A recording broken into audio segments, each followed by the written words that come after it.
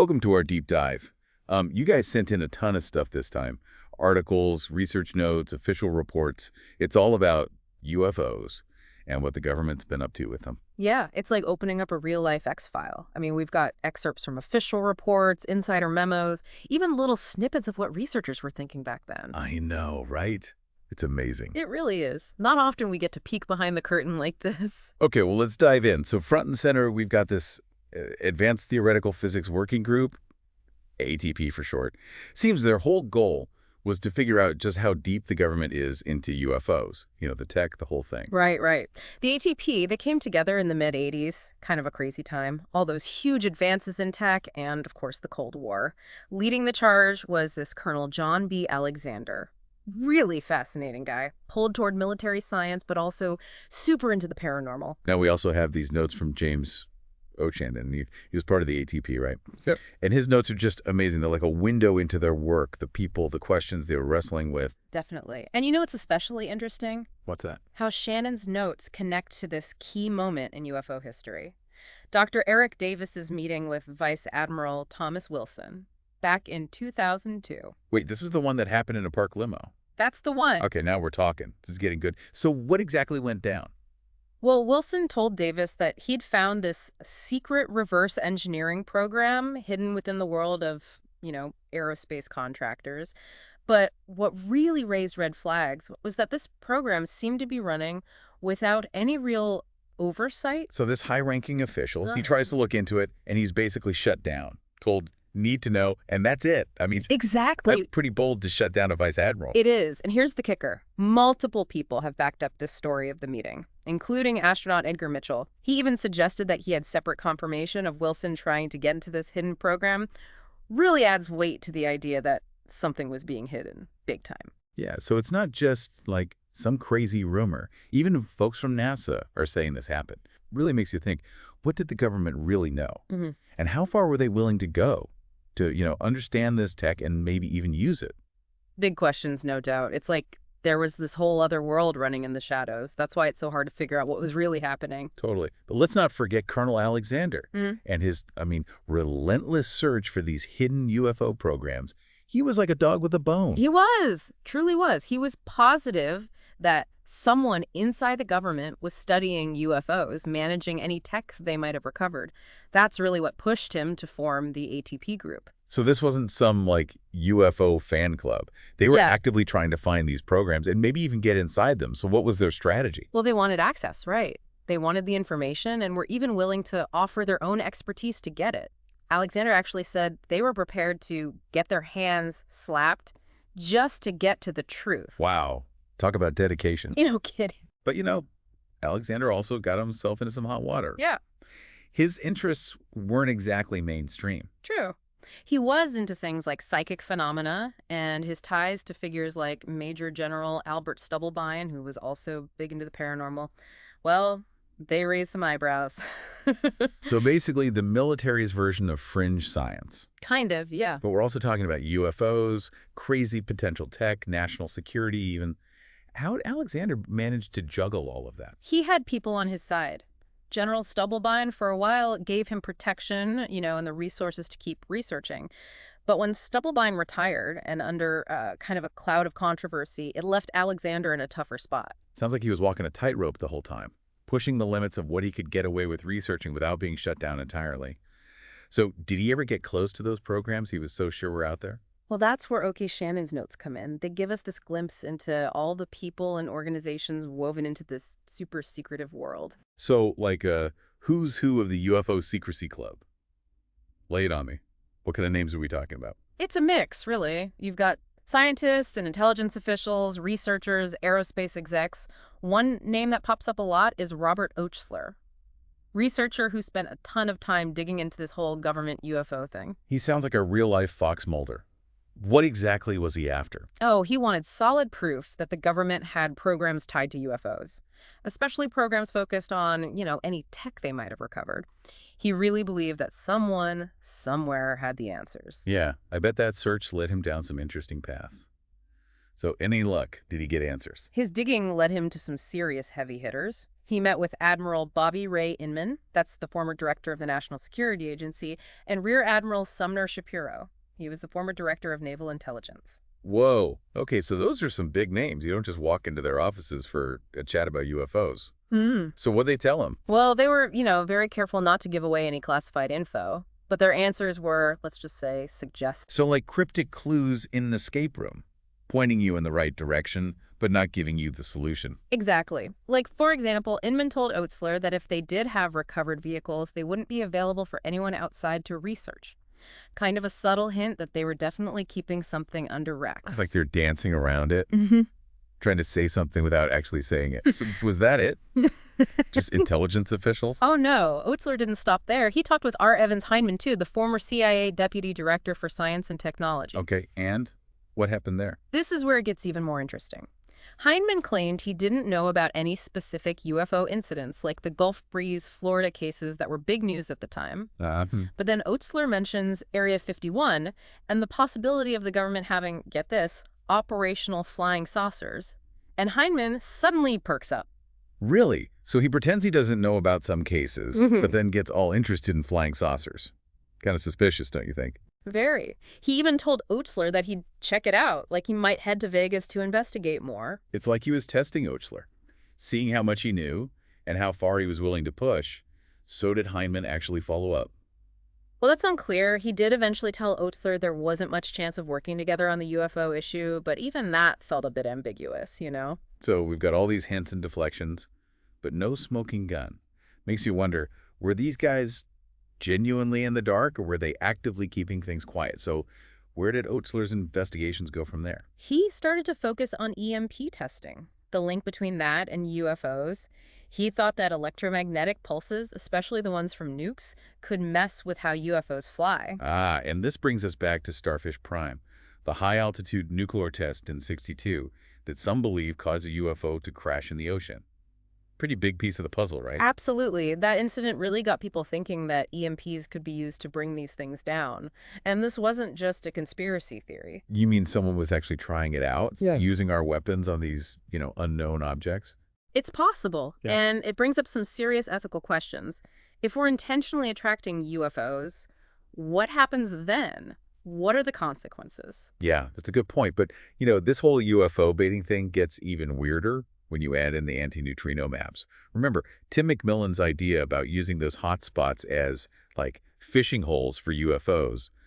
Honestly, I'm not even sure what an anti-neutrino is. Yeah, right. Well, they're these super tiny particles, like almost ghosts, created in nuclear reactions, super hard to detect. The idea that they could be connected to UFOs is, well, it's pretty out there. It really is. It's like we're fishing in space using bait we can barely even see. So what's the logic behind that theory? Well, McMillan thinks there might be something about antineutrinos that attracts UFOs, or maybe it just makes them easier for us to spot. It's a theory that definitely needs more research, but super interesting. Totally. And then there's Ryan Graves and his UFO encounters off Virginia Beach. That's the same area Bob Oatsler was looking into, right? Where those EMP tests supposedly happened. Could all this be connected somehow? It's certainly possible. It does feel like all these paths are leading back to the Chesapeake Bay. It really does. Like, we're putting together a giant, super complex puzzle, but, we've been super focused on the tech side, the government programs, all that. Yeah.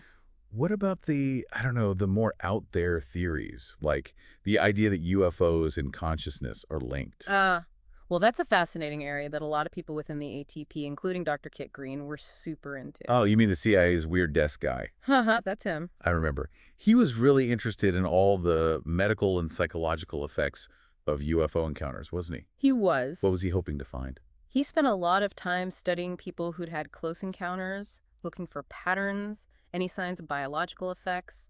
He even explored, the connection to psychic stuff. You're saying the CIA was looking into psychic stuff? Seriously? Yeah, it was a different time. The line between science and the unexplained was a lot blurrier. He even proposed using fMRI to scan the brain of Uri Geller. The psychic, while he was doing his thing. Wait, they wanted to scan Uri Geller's brain while he was bending spoons with his mind? Yep. They were hoping to see if they could find anything in the brain that corresponded to psychic abilities, and if those abilities were connected to UFOs in any way. It was a bold idea, for sure. It was like they were going where no one had gone before, pushing the boundaries of science. So was Green the only one looking into this? No, he wasn't alone. Jim Semivan, another former CIA guy who said he had his own contact experience, claimed that DARPA actually got material related to his experience. And, get this, he said Colonel Alexander and Jacques Vallée were involved in collecting it. Hold on, DARPA. The agency that develops all that cutting-edge military tech was collecting info about a CIA officer's UFO contact experience. That's huge. And what was Vallée doing in all of this? Well, he was a pioneer in UFO research, really focused on the potential connection between UFOs and human consciousness. He was big into remote viewing programs and thought we might be dealing with something that goes way beyond our understanding of, normal tech and physics. So he was basically saying that UFOs may be able to mess with our minds? Yeah, kind of. That's both, like, super fascinating and kind of terrifying. It definitely adds a whole new level of complexity to the whole thing, doesn't it? Suggests we may not be dealing with just physical objects or, aliens like we see in the movies. No kidding. Yeah. It seems like the deeper we go, the weirder it gets. But what about Dr. Gary Nolan? He was also researching UFOs, Russ. Yep. Dr. Gary Nolan, big-time geneticist, known for his work on the Atacama skeleton. He actually worked with Dr. Green to study the biological effects of UFO encounters. He even suggested that some people might be more likely to have these encounters, calling them lighthouses in the dark. Lighthouses in the dark? What does that even mean? It means that some people, maybe because of their genes or other factors, might, attract these encounters. Like they're sending out some kind of signal that draws UFOs to them. So it's not just random chance. There's a reason why some people have these experiences and others don't. That's what they were thinking, yeah. And Nolan and Green really dug into it. They even considered the immune system as a way to, track the effects of these encounters. So you're saying our bodies might actually hold physical proof of UFO encounters, like some kind of, biological fingerprint. It's a really interesting theory. They thought the immune system might act like a biological hard drive, storing information about our experiences, even those that are difficult to explain. Wow. That's mind-blowing. It changes how we think about the whole UFO thing. We're not just talking about stories and blurry photos anymore. We could be talking about real evidence right inside us. That's right. Amazing. So it's not just what we see or hear. It could be something happening on a deeper level in our cells, our immune system. Amazing. But hey, what's interesting? What's that? We were talking about those first ATP meetings, the ones held at BDM Corporation. Right.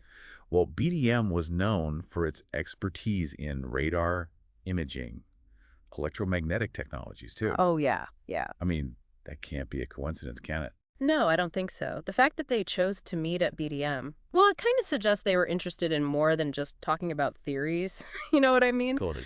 They probably wanted to explore how they could actually use that tech to find UFOs, track them, even interact with them. So they weren't just armchair ufologists. They wanted to get their hands dirty. Hmm. And that leads us to this UFO baiting idea. Is it true that we might be intentionally trying to, lure these things in? I mean, come on, that sounds crazy. Like something out of a movie? It does sound a little wild, yeah. But there are a bunch of accounts out there that suggest it's been tried. And sometimes it worked. Seriously? Wait, are you saying people have used, nuclear weapons to attract UFOs? That's a little scary, right? Yeah, it's definitely a little unnerving. There are guys like Jeremy Corbell and this Russian general Alexeyev. They claim that moving nukes around or certain military exercises sometimes caused more UFO sightings. So we might be playing with fire a bit, just to see if we can get a reaction. Yeah. I don't know about that. Seems like that could have some serious consequences. Yeah, there are some ethical questions there for sure. I mean, we don't really know what we're dealing with, so, caution is probably the best approach. Yeah, definitely. But hold on. This baiting idea gets even stranger when you bring in the anti-neutrino maps. Didn't Tim McMillan say something about using those hotspots as, fishing holes for UFO encounters? Remind me again, what even is an anti-neutrino? Yeah, it's a mouthful. They're these tiny little particles created during nuclear reactions. Super hard to detect, like trying to catch a ghost.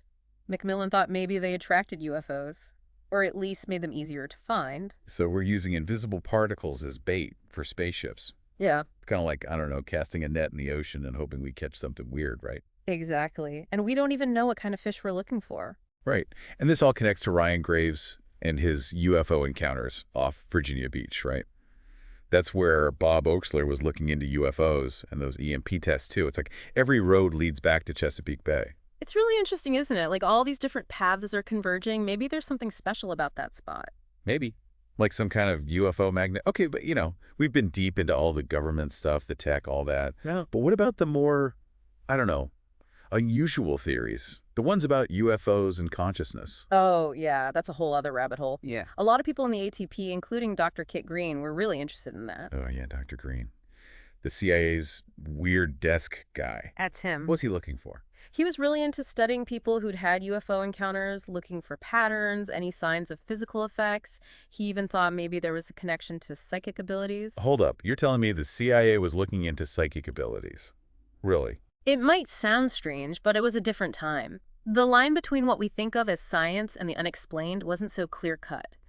Green even thought about using fMRI to scan the brain of Uri Geller, the psychic, while he was like bending spoons with his mind. Wow. They wanted to see what was going on in his brain while he was doing his thing. That's crazy. What were they hoping to learn from that? They wanted to see if they could pinpoint any part of the brain that lit up when Geller was using his psychic powers. And they were curious if those abilities might be connected to UFO encounters somehow. It's like they were explorers. Going into uncharted territory. Was Green the only one on this track? No, definitely not. There was Jim Semivan, another former CIA officer, who actually said he'd had a UFO encounter. He claimed that DARPA got materials related to his experience. And guess who was involved in collecting that stuff? Who? Colonel Alexander and Jacques Vallée. Whoa, hold on. DARPA, the agency that makes all that crazy high-tech military stuff, was collecting information about a CIA officer's UFO encounter. That's nuts. And what was Vallée's role? Vallée was kind of a legend in UFO research. He really focused on the connection between UFOs and consciousness. He thought we might be dealing with something that goes way beyond our normal understanding of technology and physics. So basically he was saying that UFOs could mess with our minds. Yeah, in a way. It's fascinating and a little bit creepy at the same time. But what about Dr. Gary Nolan? We talked about him a little earlier. He was doing research in this area too, right? You bet. Dr. Gary Nolan, well-respected geneticist. You might know him from his work on the Atacama skeleton.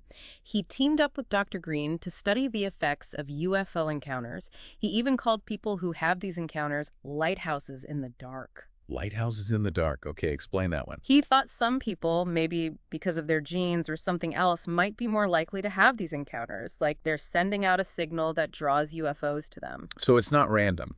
There's a reason some people experience this and others don't. That's the idea. Nolan and Green really wanted to understand that. They even wonder if the immune system could be a way to measure the physical effects of these encounters. Are you saying our bodies might actually keep a record of UFO encounters? Like a biological fingerprint or something? Yeah, that was their theory. They thought the immune system could be like a biological hard drive, storing information about everything we experience, even the weird stuff that's hard to explain. That's incredible. So we're not just talking about stories and blurry photos anymore. There could be actual physical evidence inside our body. That's what they were thinking. And it changes everything, doesn't it? It really does. So after looking at all of this, the government stuff, the science, even psychic abilities, it makes me wonder, what does it all mean? I mean, what happens next? Are we heading towards some kind of breakthrough?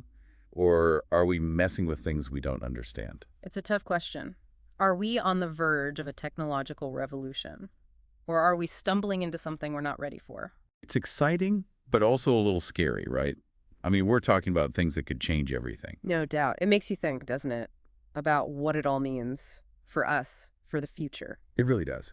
But let's step back for a second. We've been focusing on all these different people and events, but is there a bigger picture here? Some kind of common thread that runs through it all? I think there is. What we see in all this material is this, relentless drive to find out the truth about UFOs, no matter what the risks are or how hard it is. Colonel Alexander wanted to find those secret programs. Dr. Green wanted to understand the people having encounters. Vallée, he wanted to explore consciousness.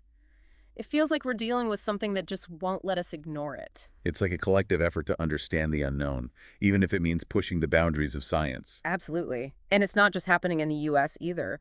There are reports from Russia and other countries that suggest they're doing the same thing, investigating, trying to control these objects. So this is global, something that affects everyone, not just one country. It seems that way. And it brings up some big questions. If we're not alone, what does that mean for humanity? Where do we fit in? It's a question that's been with us for a long time, right? Yeah. And it feels like we might actually be getting closer to an answer.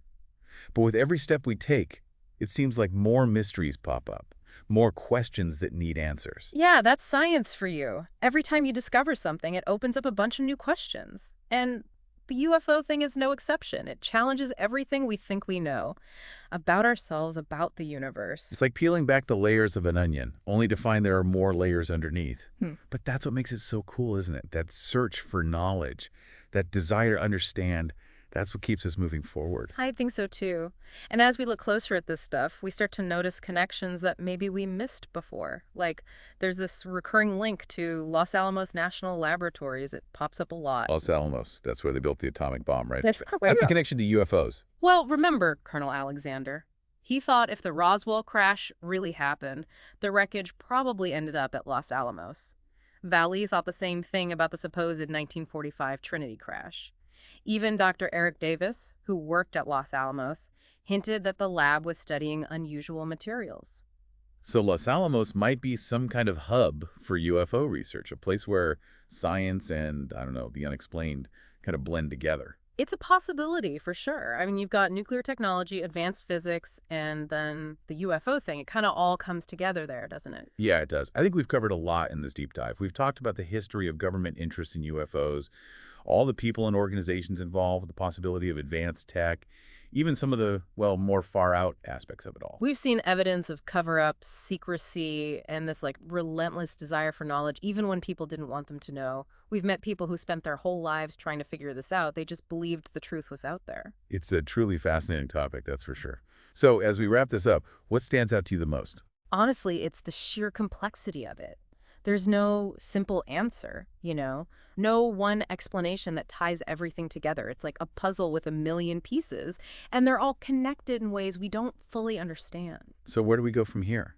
What's the next step? It's a good question. Where do we go from here? It does feel like we've uncovered a lot, but also like we're just getting started. It is a massive puzzle, lots of pieces. Yeah. But as we've seen, they're out there, scattered through history, hidden in notes and conversations. It just takes, well, dedication and a willingness to look beyond what's right in front of us. I think that's what's so interesting about all this. That search for knowledge. Wanting to understand what we don't know, it keeps us going. We're like, explorers, right. Charting some new territory. I like that. And every new discovery, it opens up a whole new view, new questions to think about. Yeah, exactly. So after all this material, what's the one thing that really stays with you?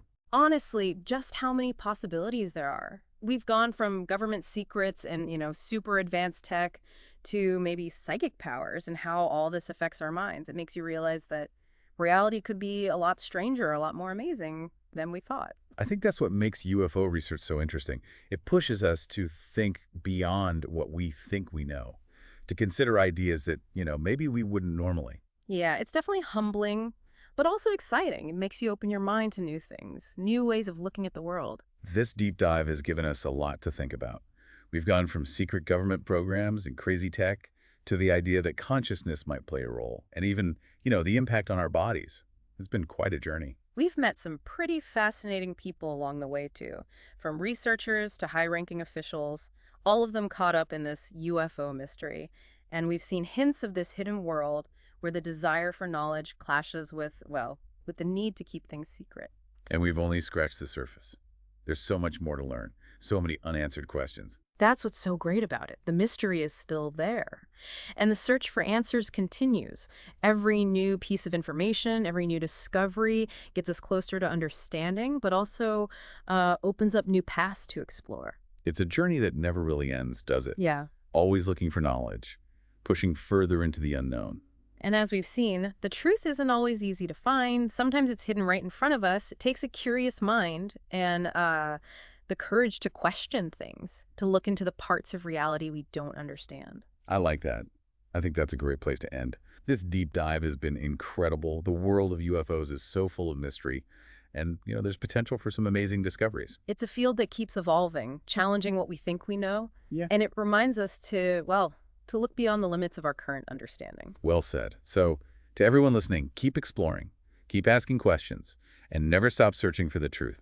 Who knows what's waiting to be discovered? The universe is huge, full of wonders, Yeah. and the pursuit of knowledge, well, that never really ends. Until next time, care looking up, stay curious, and remember, the truth is out there.